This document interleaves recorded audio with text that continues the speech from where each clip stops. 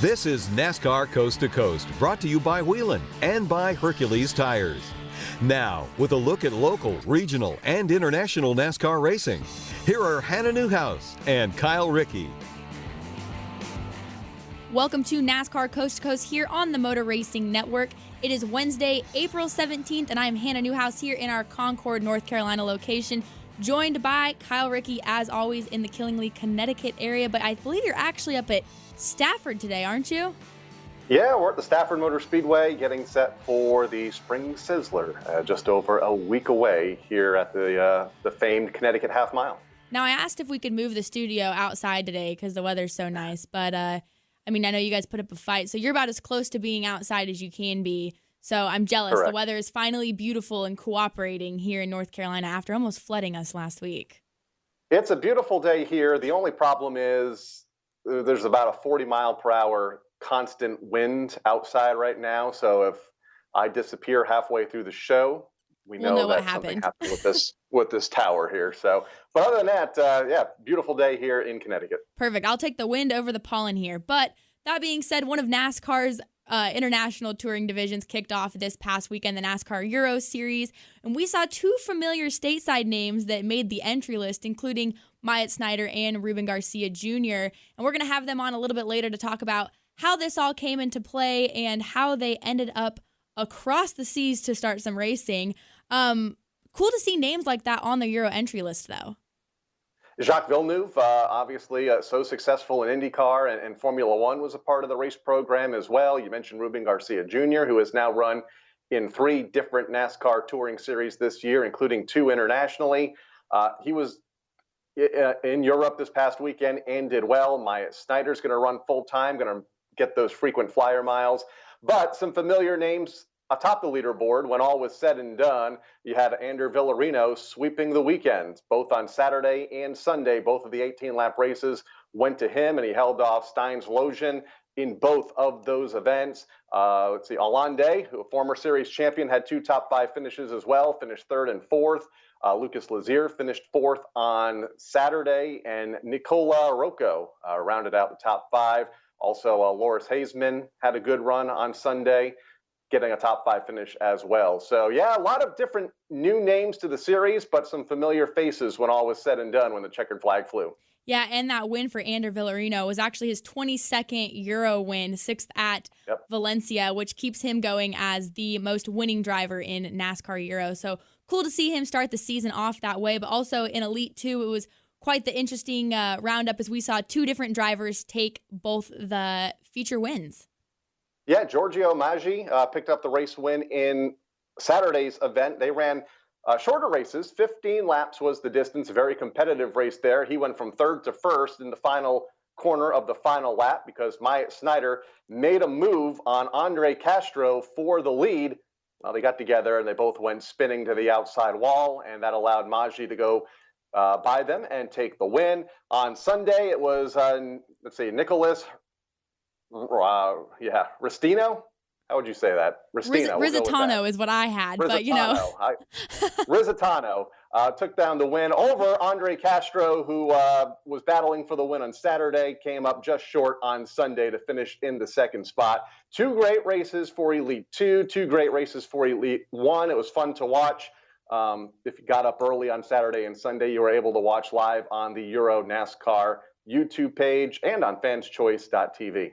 Yeah, always cool to see the double headers and how NASCAR Euro runs theirs with 2 races in one weekend, round 1 and 2. So looking forward to their next race. I believe they have a little bit of time off. It's about a month till May 10th when they'll go to Italy. But when we return here, we're going to be joined by Ruben Garcia Jr., a name familiar in the NASCAR K&N East, also the Peak Mexico Series, and now a competitor in the NASCAR Euro Series. So when we come back, we'll be joined by him to talk all things racing and really what he's been up to this season. Whelen designs and manufactures reliable and powerful warning lights, white illumination lighting, sirens, controllers, and high-powered warning systems for automotive, aviation, and mass notification industries worldwide. Every part of every Whelen product is proudly designed and manufactured in America and is tested on site to meet the toughest industry certifications. On the road, in the air, and around the world, Whelen is trusted to be seen, trusted to be heard, trusted to perform.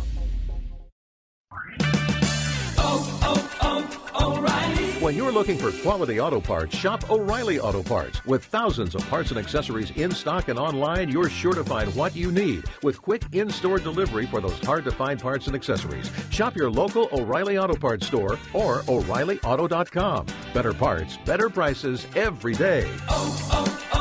O'Reilly Auto Parts. Back to NASCAR Coast to Coast, brought to you by Whelen and by Hercules Tires. Here are Hannah Newhouse and Kyle Rickey. The NASCAR Whelen Euro Series kicked off their 2019 campaign this past weekend in Valencia, and one of the drivers competing in the Elite 1 division coming home with a 15th and 19th place finish, but his first time competing in the NASCAR Euro Series, Ruben Garcia Jr., joins us here in studio. You're a familiar name in the NASCAR K&N Pro Series East, NASCAR Peak Mexico Series, two-time champion. How did it come together to now go race in the NASCAR Whelen Euro Series? Well, I always wanted to go race there since I knew about the series. So I was trying to figure out some stuff to go there. And then NASCAR came up with this idea of making a kind of a driver exchange between the international champions. So the NASCAR Mexico champion, which I am the actual Mexico champion, will go to race the first race in Europe.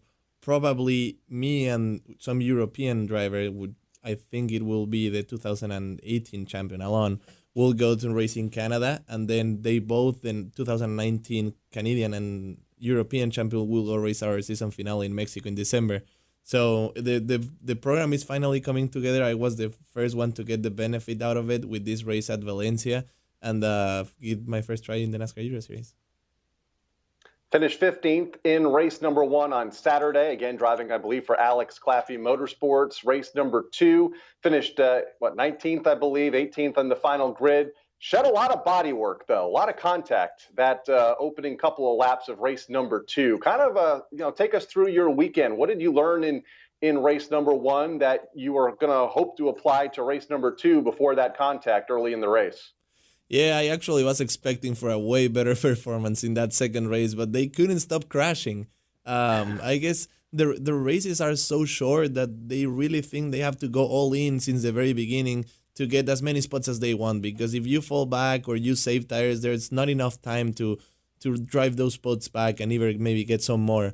So how the weekend work and all the schedule and procedures there are very different. They have very few practice, just a couple practices of 1 hour, and then you have a teammate that runs your same car in the Elite 1 race. So you kind of need to have the balance you like and your teammate likes, find that in-between sweet spot and then race that. So it is a little bit challenging. It's very different. I didn't know the track, so that took me probably one practice to figure that out, and then the second practice to start making some changes in the car. We didn't have enough time, though. But I learned a lot in the first race. Like you said, I was hoping to apply it in the second race, but they wrecked like 100 feet after the start-finish line, and they wrecked again in turn 2. And I had a pretty good start because I avoided that first wreck and made like 5 spots. I was in the top 10, but then we went back to the original starting grid. So I lost all those 5 spots, and I got some back, and then another caution came out. So I got back to 15th again, and then was involved in some contact that damaged my car, and then it was race. So I could finish the race, but I couldn't go as I wanted to. Action-packed for sure. Like you said, lots of carnage. Those road courses, they seem to do that here and there. But you've ran K&N Pro Series East cars. You also have obviously a lot of experience in the NASCAR Peak Mexico Series cars. How do the cars in the NASCAR Whelen Euro Series relate to either of those two? I would say they're in between the NASCAR Mexico car and the K&N car. They handle a little bit like the K&N car, but everything's softer. Like all the travel in the car, all the weight moving, you can feel that a lot in the Euro car. The power is more like the Mexico car or a late model car. So they don't have a lot of power, but they're heavy like a K&N car. So you have to keep that momentum a lot through the corners. You have to be very, very patient on waiting, letting the car roll from side to side. They take a very good distance to stop, and they require a lot of distance to get back to speed. So they're very tricky, very, very tricky. Drivers like Ander, I'm really good friend with him. that they've been running that series forever. They get it very quick. Like his fastest lap of the weekend was his fourth or fifth lap in practice. So you're in serious disadvantage to those drivers when you're making your debut. But it's a great experience. It was very unique. I loved it. The track was awesome. That's a track that I always wanted to go race to, and to get the opportunity was great. Tomas Chrysonis was your teammate in Elite 2, and you mentioned it a moment ago that you guys share the same car. So how much are you thinking about that when, especially on opening day, that you don't want to really jeopardize your car because he has to run it a couple of hours later in Elite 2? And in turn, how much are you watching those Elite 2 races, because they opened up the day on Sunday, to make sure you had a car that was going to be in one piece for your weekend finale later in the day? Yeah, I absolutely was watching on the first row those races, just to make sure my car was still in one piece by the moment I was going to drive it, because that second race of the Elite 2 series was a little bit of wrecking in that race as well. I think it's just because those races are so short that they know they don't have time. If they want to make something happen, they have to go hard the moment they see the green light. So I was there watching both races. It was my teammate's first race as well, so we were probably the most rookie team in the entire grid. So kind of helping each other a little bit with what we thought was going to work for the race, because none of us had experience at all. And then they were running a different kind of tire, all the tires they use, all the data that the team used to have, it didn't work very well on the new tire. So we were very rookies for this first race. But I think that the end result, the number might not show all the progress we made throughout the weekend, but I think if I go back, the result is going to be way better.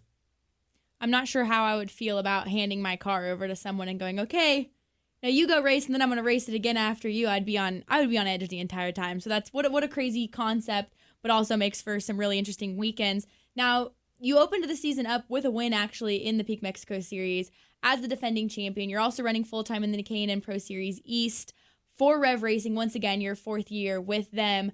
How do you manage such a crazy schedule, and do you have any more Euro Series races planned? Not yet. I hope I can do some more, but not yet. Right now, I just know for a fact that I will race the 12 races in Mexico and the 14 races in the K&N schedule. Last year was pretty decent because none of the races I did match on the same weekend, but this year 3 of them will. And one of them is the next one, South Boston, and I race in Chiapas in Mexico. And that's probably the hardest one because we have twins at South Boston, so I'll run 2 races Saturday night and then the race in Mexico on Sunday. And the cities were not the best cities to fly out. South Boston is probably not one of the best airports, and then Chiapas is a very small city, so it's a state, but the city where we race at is very small. You barely get flights from Mexico City. So it's going to be interesting there, all the traveling planning. It has already started, and we're still trying to figure out the best way to make it. But I'll have another couple of those. Hopefully it won't affect as much my finish in the Mexican car, and the K&N series usually runs Friday or Saturday, so with that I'm fine. Crazy schedule. Holy cow. Now it's going to be kind of my next question for you. Is a lot of that has happened in just the last 2 weeks. You were in Mexico for the season opener there at Autodromo Monterrey. You picked up the race win. You were at Bristol just over a week ago for the K&N race, and then obviously coming back from Europe just in the last 24 hours or so. How are you holding up with all of this travel? A lot happening here. I know you're still young, but still, it's got to take a little bit of a toll on you. It was very tough. I think I was not giving it enough importance to these 3 races, how tough it was going to be to travel, because I didn't sleep in my bed till last night before I went, and then the last time before last night was when I went to Monterrey. So I was gone for a long time, and then in between Monterrey and Bristol, I did some other racing event that was not related with NASCAR in Costa Rica, just trying some new tires for some other brand. So I went from Monterrey to Costa Rica to Bristol to Madrid, then to Valencia where the race was at, and then I came back from Valencia yesterday. So it was very hard, especially the time zone change I still get it right now. I woke up like at 4 in the morning, not knowing what to do, and I was still very tired, but I couldn't sleep anymore. So it might take a couple more days, and a lot of traveling involved. I'm ready to spend some time in my room and just watch some movies and rest. Man, and I complain about the West Coast swing. I'm like, 3 hours difference. I'm so messed up for weeks, and you're across the country. So I commend you. I would still probably be in bed. But let's talk about Rev Racing a little bit. Like I said, you've been with that program for 4 years, the Drive for Diversity program. What's it been like working with Rev and hand in hand with the NASCAR Drive for Diversity program?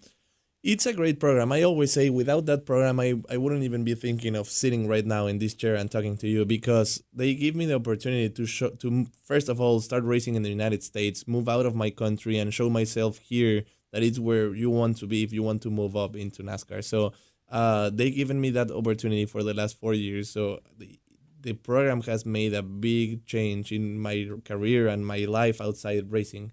And I feel like every year we get a little better and a little better. And first year I finished in the top 10 in points. Second year I finished in the top 5 in points. Last year I finished third and got some wins. So I feel like this year we can actually think for going for the championship. So it feels like the team had some upgrades from last year. Since we're just running 2 cars instead of 3, that will bring us more attention to me and Chase. So at Bristol we were fast. Well, Chase showed up how fast he was. I didn't make it long enough to show how fast my car was, but it was really fast. We just need a little better luck on that. Fortunately, it's just the second race. We still have time to recover, and South Boston is usually a good race for us. I think this 4th year I have enough experience. My crew has enough experience with me, and we can definitely think of running for a championship. You mentioned the championship, and last year you mentioned the wins, 2 wins, including the season finale at Dover. How much do you think did that maybe boost the confidence, having those 2 wins in the second half of last season, for you coming into this year and in being able to repeat that, maybe with a few more wins this season and have a run for that championship? A lot.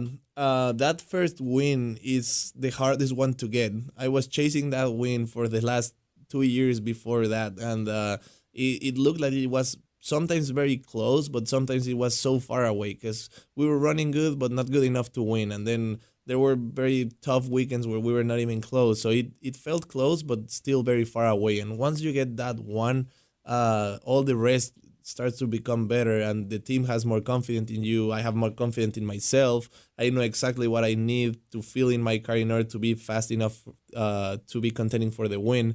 And it felt like after that one win at Memphis, we were in contention for a second win all the rest of the season. We were very close at Thompson. We were very close at New Jersey. We were running really good at New Hampshire until we got a flat tire. And then we won again at Dover. At Iowa, we were leading laps and running up front. So I feel like that's how this season should get going soon. I hope South Boston will be the first race we're back in contention for the win.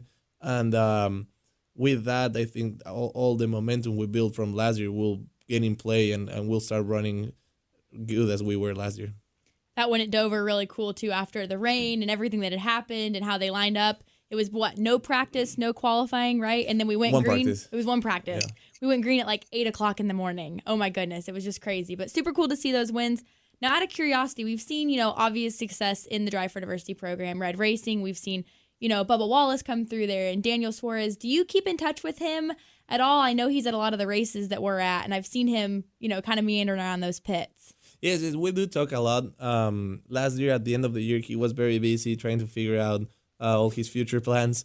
But then we got together at the Race of Champions in that was hosted in Mexico City, and we talked a lot. We were on the flight back, and we said that we were going to get together more because we used to ride in the mountain bicycle trace together a few years ago. But now he got more busy, and it's a little harder to put both schedules together to still hang out again. But at the Race of Champions, we said we were going to make an effort and still see each other more, not just in the racetrack because most of the time he's very busy, but also outside of the racetrack, because it's really cool to keep in touch with them guys. When I see Bubba Wallace, he's always really nice to me. Daniel, when I talk to him, he's always a good guy to get advice from, and it's really good to keep that contact with the drivers that have made it. You mentioned Daniel a moment ago. Let's talk about going back to Spain for a moment and what you endured this past weekend. Were there any drivers there you were able to go to get some maybe pre-weekend advice, like a Bobby Labonte who was there coming from the NASCAR world, or an Alain Day or Jacques Villeneuve? Yes, I actually talked a lot to Alain. He during the race weekend, he's very different than how he is normally, because he's one of the guys that puts one step in the racetrack and he completely transforms. He gets in the mood of racing immediately. But also Ander Villarino, he's a good friend of mine, and we had a great talking. He let me follow him in one of the practices to figure out the line, and he was great support for me. Awesome to hear. It's always cool that you've got such a diverse schedule between the NASCAR Mexico Series. Now you've gotten, reps in the NASCAR Euro Series. You talked about you get to go to Canada later and race. What a cool experience. And we wish you luck this up-and-coming season and hopefully some rest. You get this weekend off, right? Yes, this weekend off. Perfect. Go sleep for me, please. Oh, my goodness.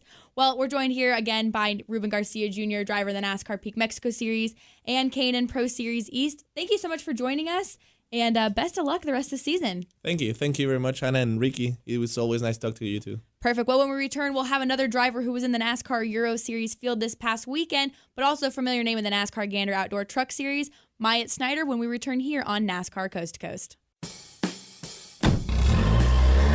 Citywide to countryside, whatever you drive, wherever you go. Hercules Tires has the value, selection, and industry-leading warranty to get you there, no matter where the road takes you.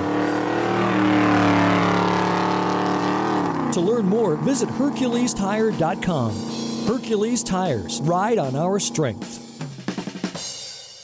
Whelen designs and manufactures reliable and powerful warning lights, white illumination lighting, sirens, controllers, and high-powered warning systems for automotive, aviation, and mass notification industries worldwide. Every part of every Whelen product is proudly designed and manufactured in America and is tested on site to meet the toughest industry certifications on the road, in the air, and around the world. Whelen is trusted to be seen, trusted to be heard, trusted to perform.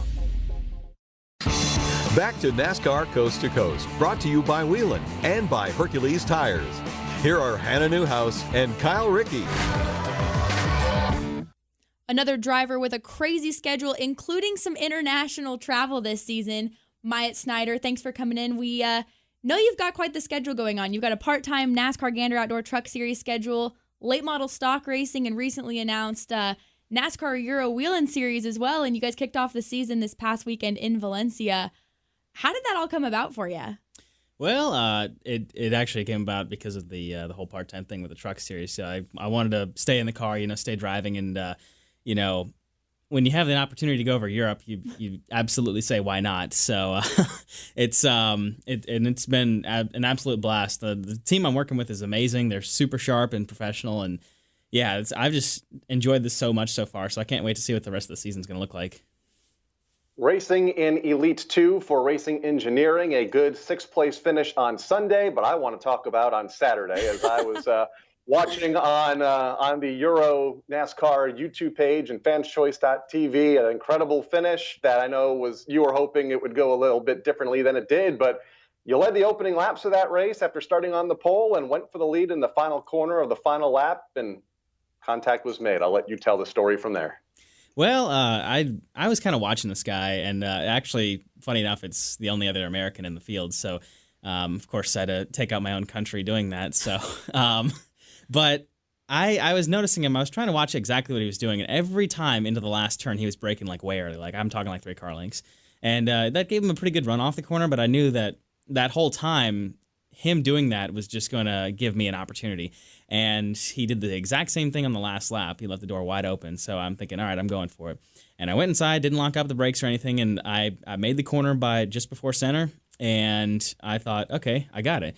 And then he turns down and he goes right for the center. And I'm like, oh, God. And then we both went around. So it worked out in my head, but not in real life. So, yeah. I maybe could have executed it a little bit better, but I think I kept things as collected as I could have. Of course, it didn't end up like we wanted it to. I wish How I had cool a was dollar it, for though? every time I said that, where it worked out in my head, but not in real life. Sorry, go ahead, Kyle. Absolutely. I was going to say, how cool was it, though, to lead the opening laps of that race before, the last corner? Well, I mean, I actually got to do that 2 days in a row because I got the pole both days, and so yeah, it was super cool to lead the first lap. In the truck series, we only go to Canadian Tire Motorsports Park, which is a very difficult road course, but it doesn't have I don't know. Well, I shouldn't discount it, but I don't know. It's not as prevalent in my mind. I grew up a road course racing fan, so I'm thinking of places like Silverstone or Monaco and all that of like these great road courses. And then I never heard of Valencia until I looked at this schedule. So, but it's a really cool track, and being able to go on that and lead some laps to start with, it's really cool to add to my racing resume. Now, we had Ruben Garcia Jr. on here a little bit earlier, and he talked about one of the things is the competition level in the NASCAR Euro Series. These guys have ran these racetracks. They've got the experience, and you just hit on it there with the minimal road course experience. How much of a confidence booster was it to show up here with these guys that have so much experience in these cars and in these tracks and instantly be a competitive threat? Well, yeah, it's definitely a confidence booster. These guys have raced road courses all their life, and I grew up racing ovals and, don't really know it that much different. So being able to go there, do that, qualify on the pole with only about a time that was about half a second off of my teammate he's been racing since he was probably 16 years old, and he's now 40, and, Valencia's his home track. So that was definitely a confidence booster for me, and definitely a confidence booster for the team, because that's actually, this team is their first time ever racing any sort of NASCAR stock car event. They have experience in Formula 2, LMP2, I think Formula 3000. So they have done all sorts of like high level road course racing stuff, and now they're going and trying to play with the stock car boys. So it's definitely a big confidence booster for everybody all around. Mention your teammate, Ander Villarino, swept the weekend in Elite One, both Saturday and Sunday events. How did that relationship between yourself and Ander develop over the course of the weekend? Well, he's actually a super cool dude. Like I've been told by a few people that over in Europe, it tends to be the drivers are like they really regard themselves highly, and they kind of tend to be. Go ahead, say it. No, they just think too much of themselves. But he's actually like super humble guy. Like he's like, this is what you need to do. Here's what this track is like. He really took me under his wing and tried to teach me, how to run this place, and that was a huge help all weekend. Like I picked it up so fast because of him, and I don't know if I would have done that without him. Now, you've been through the grassroots racing, through late model racing. You've been, obviously full-time in the NASCAR Gander Outdoor Truck Series before. So you've seen how the racing environment is with fan interaction stuff at the NASCAR level here in the States. What was the overall experience like in the NASCAR Euro Series when it comes to fan interaction and the drivers? I mean, how do you compare the two? Well, it's actually pretty similar. So they're trying to create as close to an American product as they can. They've got like stunt bike shows, they've got drifting shows, they've got all sorts of fan interaction and plug-in stuff so that they can do. And they're doing this all weekend, and actually everybody seemed to love it. Like I saw plenty of people just all kind of crowding around this drifting show that was going on, and the guy's announcing in Spanish. He's got so much enthusiasm doing it, and it's amazing. So yeah, I definitely think they're trying to do that, and at the same time too, they're also doing a few things that maybe a little bit too extra. Like they're trying to hit some American cliches, like they'll have cheerleaders before the race starts, and I've been told that they've had football players, like people in football gear before, which I don't know if I've ever seen a guy dressed in football gear at a NASCAR race in the States. But hey, if it's working, then it's working. The NASCAR Whelen Euro Series goes to some of the most famous courses in the world. Their series continues to expand.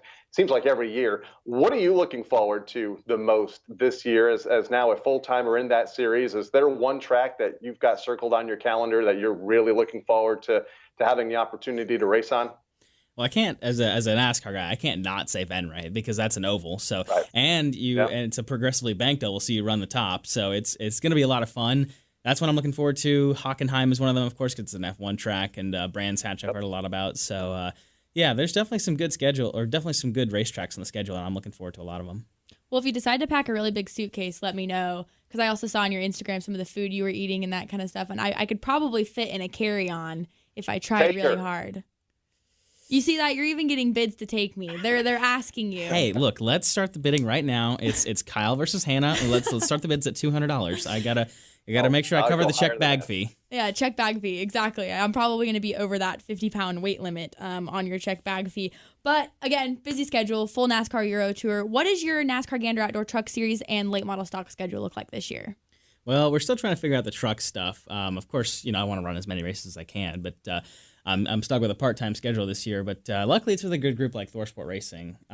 So that was key for me in trying to plan this year out, is that I stick with them, because they're a great team and they've really taken care of me over last year. And so yeah, being with them was awesome, and racing with them this year is awesome too. So as far as late model stocks go, I'm going to try and hit up all the big shows. I ran the Old North State Nationals a couple weeks ago, had a flat tire, unfortunately. And of course, I'm going to try and run all the big ones. There's a couple $10,000 to win races, so which is kind of crazy, because when I first started late model stock racing, I had never found a race over like $5,000 unless it was Martinsville. So to see these races all popping up is great, and I think it's really good for the short track racing community, especially around here. Was thumbing through your Twitter feed this week and noticed that you are a fan of, apparently, science. You were, quote unquote, geeking out over the recent discovery of this black hole. Have you always been a fan of science? Yeah, I've been a huge nerd for my entire life. So, and I've been laughing at all the jokes that have come out about how the picture is so fuzzy, even though they've had to focus 8 telescopes to actually look at that picture of the black hole. But yeah, no, that I think seeing that was super cool. Obviously never been photographed before, but yeah, it's been something I've been passionate about for a while now. And science plays very well into race cars a little bit. I don't know how black holes in race cars. I don't know. Some turn ones end up black holes. So yeah, I've never really seen anything like a black hole. Some drivers like to use their bumpers as black holes, but anyway. So. Yeah, there you go. Too funny. Well, we wish you success this year. We're looking forward to following your NASCAR Euro adventures via social media, also obviously fanschoice.com, and as well, we look forward to seeing you probably at some of the truck races as well. So thanks for coming in, and good luck this season. Thanks for having me, guys. Awesome. Myatt Snider, who will run the full NASCAR Euro Series, as well as NASCAR Gander Outdoor Truck Series schedules and late model stock racing. Busy people we have in studio this week, but when we return, we'll recap what happened this past weekend and what short track racing you can look forward to this up and coming weekend here on NASCAR Coast to Coast. Whelen designs and manufactures reliable and powerful warning lights, white illumination lighting, sirens, controllers, and high-powered warning systems for automotive, aviation, and mass notification industries worldwide. Every part of every Whelen product is proudly designed and manufactured in America and is tested on site to meet the toughest industry certifications. On the road, in the air, and around the world, Whelen is trusted to be seen, trusted to be heard, trusted to perform.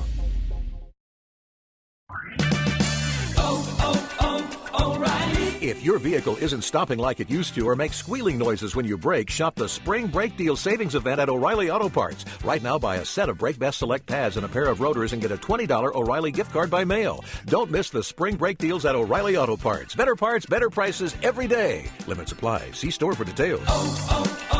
O'Reilly Auto Parts. Hi folks, Mike Bagley here. At MRN, we rely on equipment from Racing Electronics. Joey Logano to the lead on the back straightaway. Racing Electronics has scanners and headphones. We can listen to every uncensored conversation between driver and crew. You won the championship, baby, yeah! And when we need live audio, in-car cameras, and up-to-the-second statistics, we use their latest handheld unit called Legend. To learn more about these products and many others, visit racingelectronics.com.